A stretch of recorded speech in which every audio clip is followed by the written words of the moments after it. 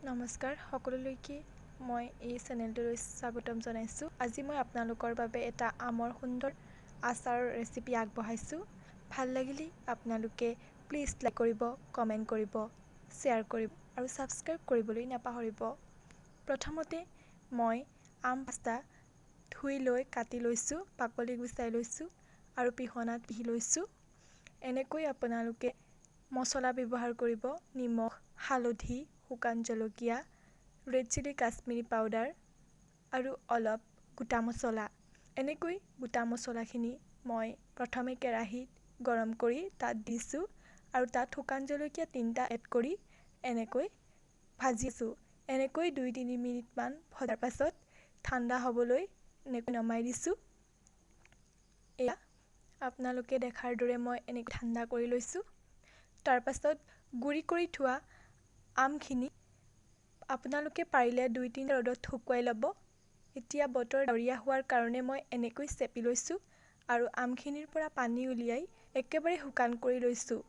এনেকৈ শুকান কৰি ল'বলৈ দিব আৰু এনেকৈ প্লেট এখনত এনেকৈ মেলি দিব। পানীখিনি যাতে একেবাৰে নাইকিয়া হৈ যায়, শুকাই যায়, তেতিয়া খাই ভাল লাগে। এনেকৈ শুকুৱাই ল'ব আপোনালোকে। যদি পাৰে ৰ'দত দিব, নহ'লেও এনেকৈ শুকুৱাই একেবাৰে পানীটো নাইকিয়া কৰি ল'ব। মই দেখুৱাৰ দৰে এনেকৈ একেবাৰে পানীটো একেবাৰে শুকাই গৈছে। এয়া তাৰপিছত মই গৰম কৰি লোৱা মছলাখিনি এনেকৈ মিক্সিত দি অলপ গুড়ি কৰি লৈছোঁ। সম্পূৰ্ণ গুড়ি নকৰিব আপোনালোকে, অলপমান গুড়ি কৰিব, অলপ গোটা হৈ থাকিব দিব, তেতিয়া ভাল হয় সোৱাদটো। এয়া মই মিক্সিত গুড়ি কৰি এনেকৈ মছলাখিনি উলিয়াই লৈছোঁ। এয়া চাওক, মই দেখাইছোঁ, বেছি গুড়ি হ'বলৈ মই দিয়া নাই। এয়া অলপ গুড়ি হোৱাৰ পাছত মই এনেকৈ ৰখাই দিছোঁ। অলপ গোটা হৈছে, দেখিছে আপোনালোকে। এনেকৈ আপোনালোকে অলপ গোটা হৈ থাকিব দিব। তাৰপাছত এখন কেৰাহীত পৰিমাণ অনুযায়ী তেল দিছোঁ। কেৰাহীখন গৰম হ'বলৈ দিব। যেতিয়ালৈকে ধোঁৱা নোলায় তেতিয়ালৈকে তেলখিনি গৰম হ'বলৈ দিব। এয়া তাৰপাছত মই অলপ মিঠি গুটি দি লৰাই দিছোঁ। অলপ টাইম ভাজি লৈছোঁ। তাৰপাছত মই গুড়ি কৰি থোৱা মছলাখিনিৰ লগতে ইয়াত থকা এয়া মছলাখিনি দেখিছে আপোনালোকে, গৰম তেলত মই এড কৰি দিছোঁ। অলপ টাইম ভাজি আছোঁ, যেতিয়ালৈকে মছলাখিনি ভাজি উঠিছে। এয়া দেখিছে আপোনালোকে।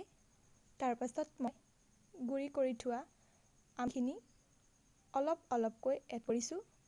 এয়া লাহে লাহে আপোনালোকে অলপকৈ এড কৰি থাকিব আৰু মই হেতাৰে লৰাই দিছোঁ।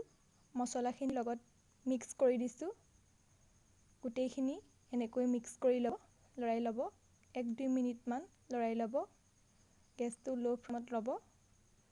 লাহে লাহে লৰাই থাকিব। গোটেই মছলাখিনি মিহলি কৰি ল'ব।